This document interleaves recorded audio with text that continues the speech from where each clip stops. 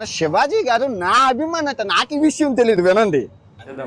Indra Zappa, కానీ వీడు చేసే పనులు చాలా విచిత్రంగా ఉన్నాయి. వాడు చెప్పే ఇప్పుడు ఈయన మాటలు వింటే భయ్యా మీరు ఖచ్చితంగా చెప్తున్నాను, పక్క మైండ్ బ్లాక్ అవుతుంది. ఒక్కసారి వినండి.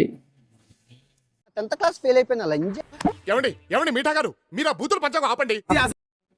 అరే బాబు, ఒకటి ఏమైనా చెప్తే మంచి పదాలు వాడాలి, కానీ ఇలాంటి బూత్ మనం తిట్టకుండా ఇంకేం చేస్తారు? నేను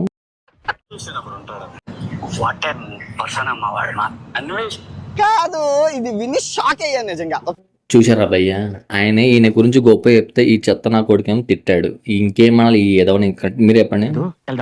ఓకే, నా కోపాన్ని పక్కన పెట్టి కొంచెం చంకడండి చూడండి, శివాజీ గారు, నేను మిమ్మల్ని అన్న మాటలు నేను వెనక్కి తీసుకుంటాను.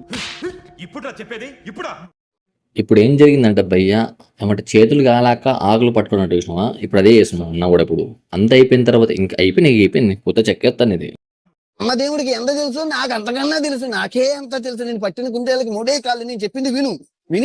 భయ్యా ఒక్కటి మాత్రం చెప్తున్నదంటే, ప్రతి ఒక్కడికి అన్ని అయితే తెలియదు. ఒక గుర్తు పెట్టుకోండి, అన్ని నాకే తెలుసుకోవడం అది మూర్ఖత్వం అవుతుంది. ఒక్కసారి ఆమె మాట వింటే నీకు ఒక జ్ఞానం అయితే వెలుగుతుంది.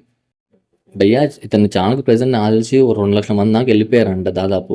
ఇంకా అన్ని కలిపి వెళ్తే 20 లక్షల దాకా పోయినట్టే దాదాపు అయితే ఇతని ఫాలోవర్స్. నేను కూడా మిమ్మల్ని అన్న బూతులు గాని వాటిలు గాని వెనక్కి తీసుకుని క్షమాపణ చెప్తున్నాను. కరెక్ట్గా భయ్, ప్రతి వాడికి ఒక ప్యాషన్ అయిపోయింది. ఏమంటే తప్పు చేయడం, తర్వాత సారీ చెప్పడం, ఇదంతా జరగడం ఎందుకు? నోడులు తగ్గించుకుంటే అయిపోతుంది కదా.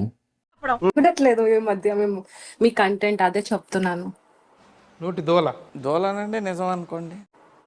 ఎప్పుడైనా అర్థమైందా భయ్యా? కనీసం ఎప్పుడైనా అర్థం చేసుకుంటే బాగుంటుంది అని చెప్పేసి నా అభిప్రాయం. ఇప్పుడు చూసాం, ఒకప్పుడు ఆమె నేను ఫాలో అయ్యింది, ఇప్పుడు మొత్తం దొబ్బే అంటుంది నోటకి. ఒకప్పుడు బాగుండేది, ఇప్పుడు నచ్చట్లేదు బ్రో.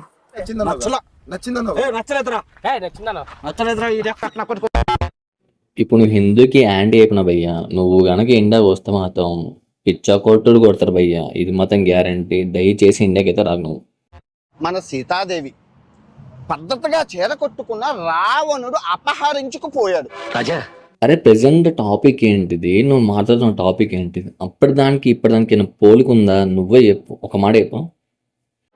అమ్మాయిని నిందించకుండా అబ్బాయి యొక్క మైండ్ సెట్ మారాలని మీరు చెప్పాలి.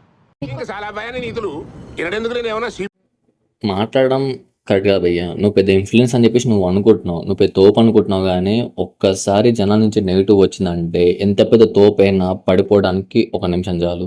నీ యొక్క ఎన్నేళ్ళ కష్టం నాకు తెలీదు, దాదాపు 8 ఏళ్ళు 9 ఏళ్ళు ఉండొచ్చు. ఇప్పుడు మొత్తం నీ సామ్రాజ్యం మొత్తం కూలిపోయినట్టే.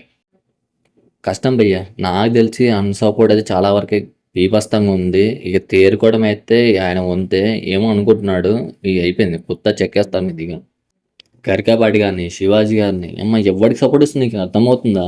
ఇక అయిపోయింది. మీరేమనుకున్నారు బైక్ కింద కావాలి చెప్పండి, మీరేమనుకుంటున్నారు చెప్పేసి మొత్తం.